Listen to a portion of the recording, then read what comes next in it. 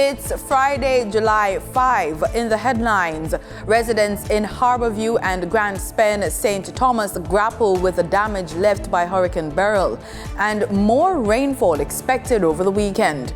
In business news, Bank of Jamaica working with banks to restore normality after Hurricane Beryl. Regionally, SEDIMA activates response system for hurricane-affected countries. And in sports, West Indies toil on day 2 on England tour opener. This is the weekend news on PBC Jamaica. I'm Simone Absalom Gale.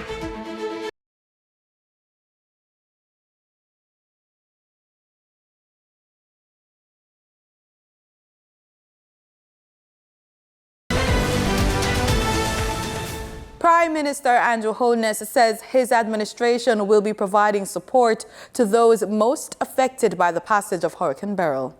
Mr. Holness did both ground and aerial tours on Thursdays of areas including Old Harbour, Alligator Pond, Treasure Beach and Black River. When you whip off it, the lady over there said, "Be careful, come help me. Get me across the road because I tried this little lake." Yes, so nobody said me catch up here this morning. I come out. Started to see damage to residents when we started to enter areas like Old Harbour and Alligator Pond and here, where I was literally counting in Great Bay and the general Treasure Beach area about 100 homes that suffered roof damage. And being on the ground, you get to see another dimension of the damage, which would be the fallen poles, trees, and some roads that are blocked. Now, for the residents who live in these areas who are inconvenienced and displaced and dislocated, this is serious, and the government will act in a speedy way to assist the recovery process.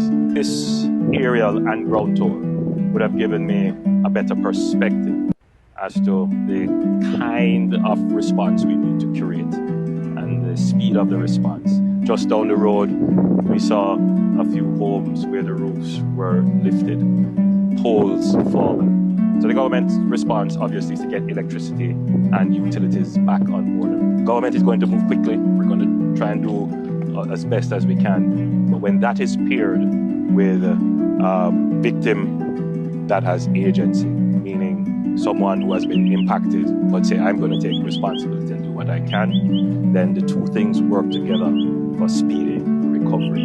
And that is the kind of attitude and spirit that I would like to see from the Jamaican people. The National Water Commission, NWC, says it is working to restore regular water supply to its customers following the passage of Hurricane Beryl. According to a press release, 3 major systems, Mona, Hope and Great River, have been checked and restarted, and a further 23 other systems have also been checked and cleared for JPS resumption. The NWC says some facilities remain inaccessible due to blocked roadways, power outages and dislocated pipelines. In Portland and St. Thomas, a parish-wide power outage is affecting all NWC facilities, as is the case for sections of most southern parishes. According to the release, in all instances, the company is working closely with the Jamaica Public Service Company and the National Works Agency, the municipal corporations, the Office of Disaster Preparedness and Emergency Management, and other partner entities to resolve the issues as quickly as possible. Jamaica's 2 major telecommunication companies, Flow and Digicel, should be meeting with the Minister of Science, Energy, Telecommunications and Transport, Daryl Vaz, today, July 5. The minister has asked each entity to present a comprehensive briefing on plans to resume normal operations, which should include clear timelines. Minister Matthew Samuda and a team from the National Water Commission and the Ministry of Economic Growth and Job Creation will also attend the briefing. So far, both Digicel and Flow have reported more than a 60% resumption of service. Both entities' recovery efforts are reportedly hampered by inaccessibility, where parishes are severely affected by the passage of Hurricane Beryl. Residents of Grand Spend St. Thomas and those who live in the vicinity of an area called Old Road saw flood waters running through their homes in the aftermath of Hurricane Beryl. They say the waterways for the design at the new highway is at fault. This elderly lady was still in shock after floodwaters and silt gutted her home in Grand Spend. Member of Parliament James Robertson says she'll be getting some assistance. Is blind, and as you can see, trees have fell in our house, on our house, and we will have to respond. I believe we have been put in a position as members of Parliament to respond to the most critical needs, such as this. He also noted why the flooding occurred, describing it as a design failure in the construction of the Southern Coastal Highway project, a matter that had sparked protest from residents during construction. We're actually on the old road that would have taken us east into Cow Bay, Albion, Yallus, Morant Bay, and then up into the hills and into Portland. This was the road that carried everybody for many years. What has happened now is that we have a design failure, which Stanley Consultants, the National Work Agency, are both aware of. But whilst they're working on that, we're now in the hurricane season, and as you can see, life has been threatened, a number of homes have been damaged and destroyed, people have been flooded out where they have never lost to floods before. Water came down and came right into my house. Every room, water was up. I was up to my knee with water last night. So, you know, it's not nice. It's scary. Cleanup efforts are underway at sections of the highway along Shooters Hill in Bull Bay.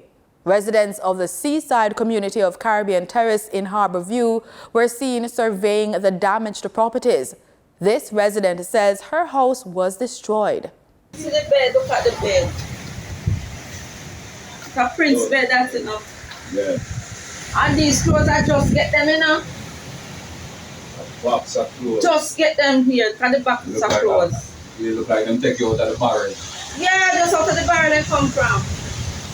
Councillor for the Harbour View Division, Oliver Clue, commended residents for quick action in starting the cleanup efforts. I want to say that is really good of them. I really appreciate it because when I toured the division last night, I realized that we'll have to spend some serious money to clean up the place. So there ought to be some volunteer work, and I am now going to make representation. I'm going to ask KSA MC City Engineer Department to tour the area. The Women's Center of Jamaica Foundation is calling for volunteers to mentor teen mothers through the A-Stream program. This initiative, whose three main components is mentorship, sponsorship, and scholarship, helps adolescent mothers complete their education and develop life skills. WCJF's Director of Field Operations, Beverly Martin Berry, emphasized the need for mentors across all levels to support the program's beneficiaries. The A-Stream program, present in all 14 parishes, seeks both male and female volunteers to guide young mothers and fathers. Mentors from various professions can aid participants in exploring career paths and navigating educational opportunities. Volunteers should have a skill or trade, good moral character, and no legal conflicts. To volunteer, contact WCJF's head office in Kingston at 876-929-3512 or 876-906-1607. We end the local segment with a weather report. The Met Service says there's a tropical wave just east of Jamaica. The agency says in an advisory that the tropical wave is expected to move across Jamaica later today and be west of the island by Saturday. The tropical wave is producing a large area of showers and thunderstorms as it moves across the central Caribbean and is expected to influence unstable weather conditions across the island throughout this period. Furthermore, due to the recent rainfall from Hurricane Beryl and resulting ground saturation, flooding and landslides are likely. Additionally, increasing windy conditions are expected to begin on Saturday due to the presence of a low-level jet stream. This afternoon, expect cloudy conditions with widely scattered showers and thunderstorms across sections of most parishes. It should be windy along coastal areas. Tonight, expect isolated showers, especially across sections of southern and northeastern parishes. Otherwise, it should be mostly cloudy. Time now for the business report with Denise Williams.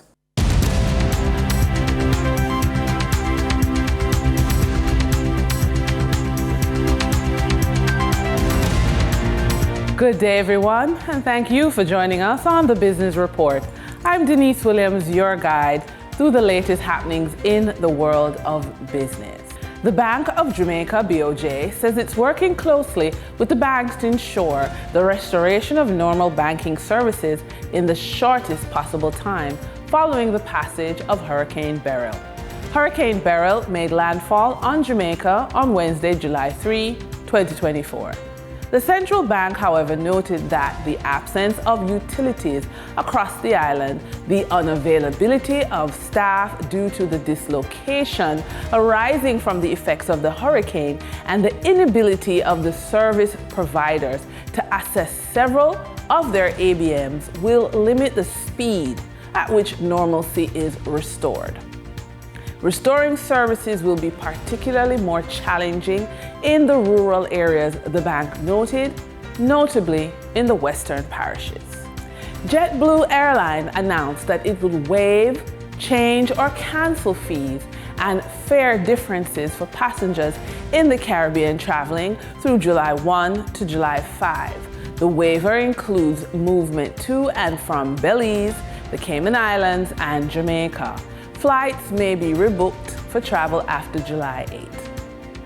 African Export-Import Bank, a Pan-African multilateral financial institution mandated to finance, facilitate, and promote intra- and extra-African trade, says it has signed an agreement to avail a project preparation facility in favor of the Bahamas government. It is said that the project is to develop and implement an Afro-Caribbean marketplace, and that once implemented will comprise 90 outlets dedicated to the sale of authentically African and Caribbean products. The products will come from more than 54 African countries, 20 Caribbean states, and 16 islands of the Bahamas, and a transshipment hub. Afri-Exim Bank said when completed, the project is expected to transform Grand Bahamas into a major trade and cultural hub, enhance the Bahamas' strategic position in global maritime networks, foster economic growth, create jobs, and strengthen ties between African and Caribbean countries. During trading for the period of July 4, 2024, the following companies represent the top 3 most active stocks that investors bought and sold on the Jamaica Stock Exchange.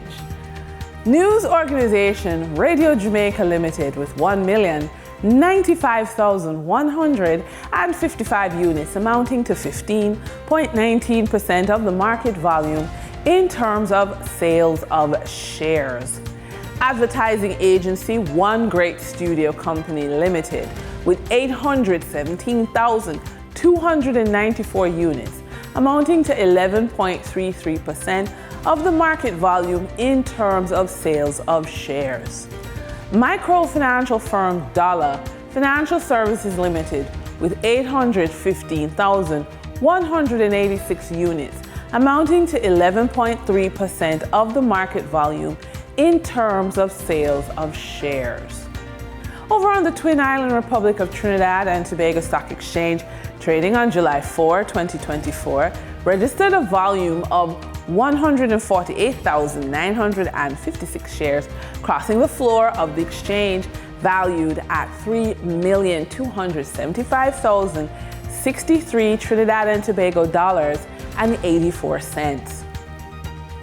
Angostura Holdings Limited was the volume leader with 102,257 shares, changing hands for a value of $1,846,761 Trinidad and Tobago dollars and 38 cents. Followed by Ansa McCall Limited with a volume of 8,000 shares being traded for $483,481 Trinidad and Tobago dollars and 50 cents. Moving from the money moves of investors, executives, and companies, we turn to the Forex market. On July 4, 2024, the Bank of Jamaica reported that US $17.6 million was bought from Forex traders, while US $26.6 million was sold to Forex traders.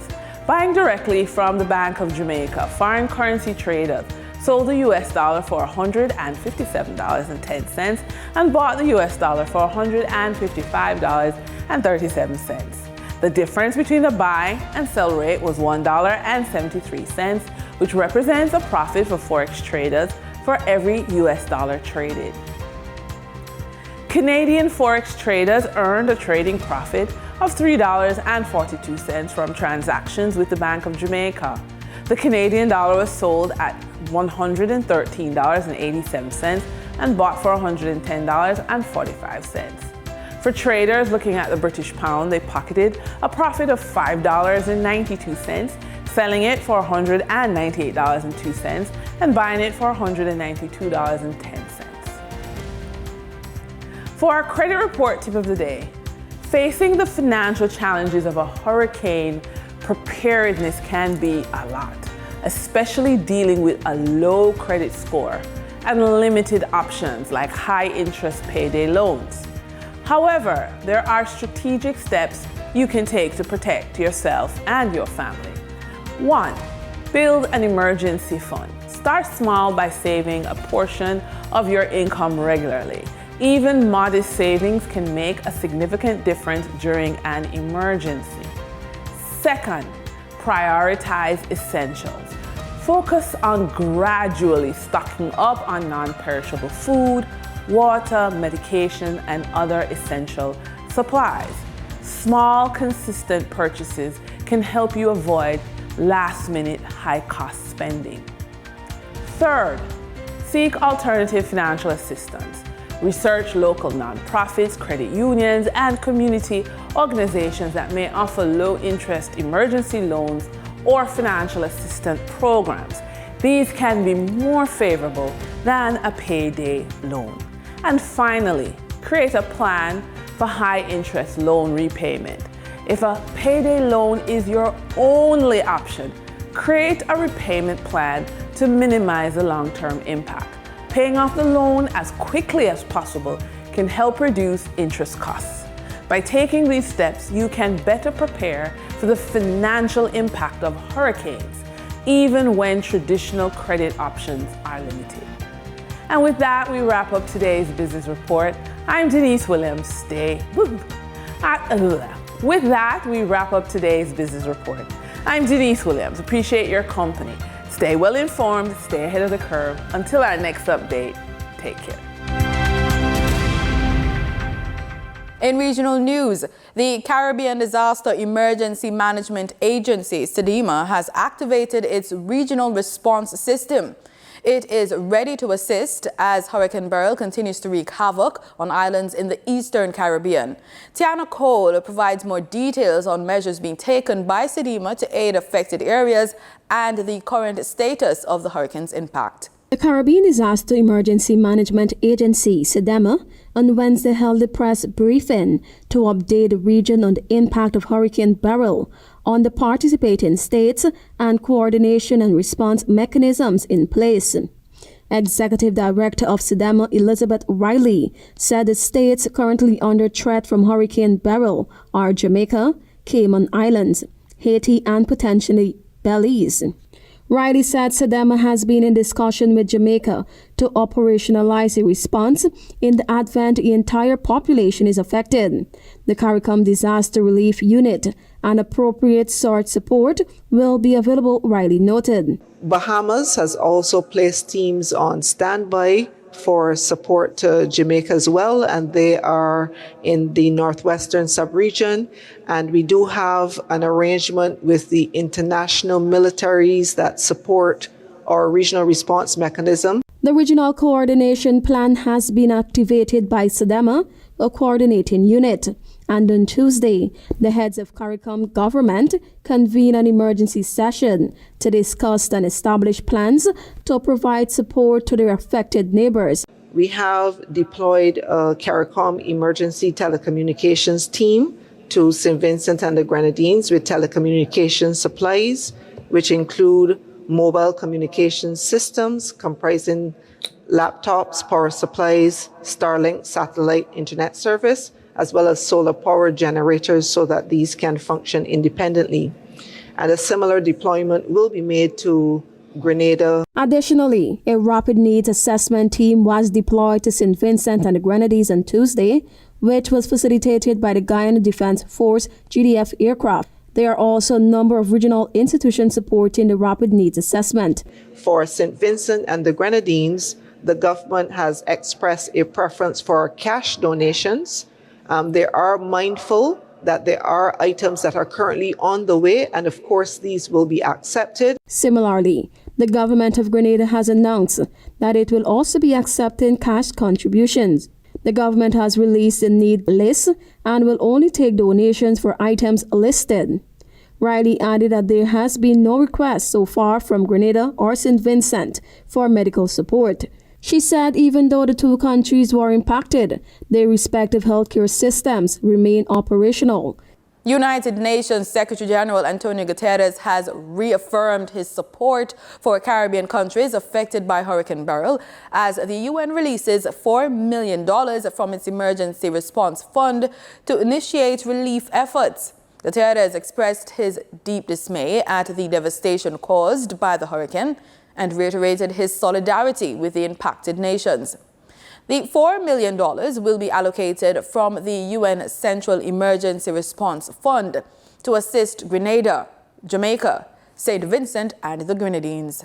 Additionally, teams from the UN Office for the Coordination of Humanitarian Affairs are in Barbados aiding relief efforts in the country and the Eastern Caribbean region. A UN crisis relief page has also been set up for persons looking to donate to the affected countries. Mexico's top tourist destinations were on red alert as Hurricane Beryl strengthened to a Category 3 storm on Thursday evening after leaving behind a deadly trail of destruction across several Caribbean islands. More in this report. Hurricane Beryl is rushing towards Mexico's tourist hotspots after battering the Cayman Islands and Jamaica. Around 3,000 tourists had been evacuated from Isla Mujeres back to the mainland near Cancun, while at least 100 flights were cancelled at Cancun International Airport. Authorities closed down beaches in the southern Mexico town of Tulum and urged people to remain indoors, though that hasn't stopped some tourists from hanging around. I did not know a storm was coming. I don't watch the news, so I didn't realize it. I was supposed to fly to Belize tomorrow, but now I cannot go until later. Late on Thursday, Beryl strengthened again into a Category 3 storm and is forecast to cross Cancun and Tulum. Earlier in the day, coastal businesses could be seen preparing for its arrival. And the director of the U.S. National Hurricane Center, Michael Brennan, has warned of serious flooding. And Beryl is again quickly moving west-northwestward. You can see the coast of the Yucatan Peninsula here. We could get some heavy rainfall, but we're expecting isolated amounts as high as 10 inches in portions of the Yucatan, basically just south of Cozumel and Cancun area. So the combination of that rainfall and the storm surge in coastal areas could create some very serious flooding. The storm left behind a deadly trail of destruction across several smaller Caribbean islands over the past few days. On the Cayman Islands, phone footage shows sea rocks scattered by high waves, which breached a seawall. While on Union Island, locals sifted through debris and destroyed homes. At least 3 people have died.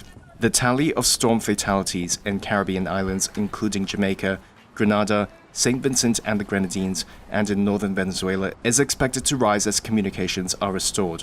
Beryl's destructive power coming so early in the hurricane season shows the consequences of a warmer Atlantic Ocean. Scientists say human-caused climate change is fueling extreme weather. Weather forecasters say the storm is expected to move toward northeastern Mexico and southern Texas late in the weekend. The steel pan, invented in Trinidad and Tobago in the 1930s and hailed as one of the only invention of a new family of acoustic musical instruments in the 20th century, has moved one step closer to becoming Trinidad and Tobago's official national music instrument. More in this story, compiled by Jason John.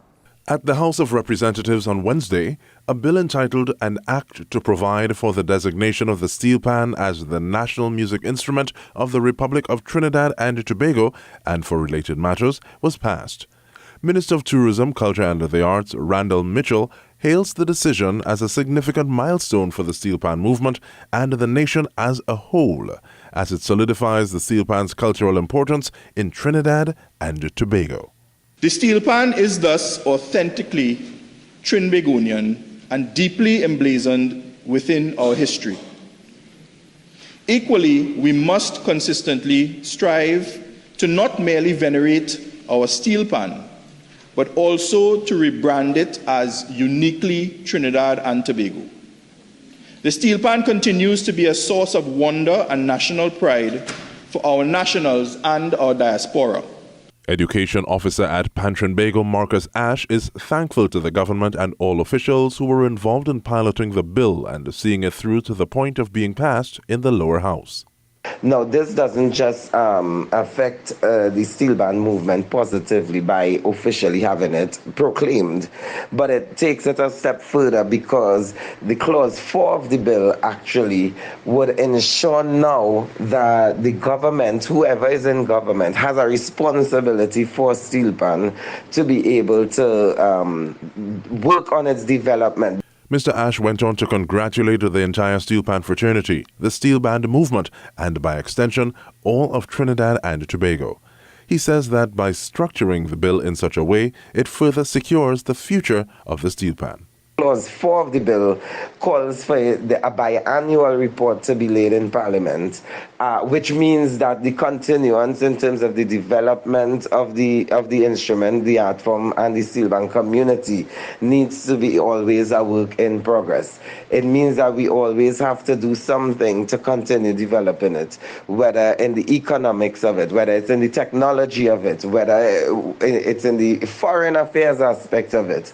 So that is a win at this time. In 2023, the United Nations General Assembly proclaimed August 11 as World Steel Pan Day, which is aimed at raising awareness of the cultural and historical significance of steel pan, as well as its link to sustainable development. In sports, the West Indies toiled on day 2 of their official warm-up fixtures versus first-class country's 11, putting the game in balance. Here's a summary of the day's play. The West Indies had to work hard for wickets on day 2 of their official warm-up fixture in Beckenham, taking their first wicket on 56. The second one came just before the lunch break, FCC 77 for 2. Tom Preston Hamza Sheikh would put up the resistance, taking the score to 156 before Prest was out taking evasive action from Alzari Joseph 156 for 3. The FCC then tallied 77 runs before Hamza was caught off the bowling of Kevin Hodge 233 for 4. That will be all the wickets the Windies could grab as William Luxton took a liking to the Caribbean medium-fast bowlers on his way to 112 not out. The FCC declaration would come late afternoon with the score on 373 for 4, taking the overall lead of 34 runs. The Windies had a shaky start to their second innings. Zachary McCaskey dismissed for 2, 3 for 1. Michael Louis and Kirk McKenzie registered 37 for the second wicket as the Windies closed day 2 on 57 for 2 with an overall lead of 23 runs. Speaking at the close, pacer and vice-captain Alzari Joseph gave a synopsis of the day's play. Yeah, it was pretty good getting a run out after not bowling red ball for a couple of months. So I think I got what I needed out of it. Get a few overs on my belt, spending some time out in the field. Yeah, I think these games are all about getting yourself prepared, getting everyone prepared, mentally and physically for these games. So all in all, I think everyone got what they needed out of this practice game. Our last test series was pretty good, so we're looking forward to building on that. And that's it for the news on PBCJ. Remember, we are the People's Station. Stay safe.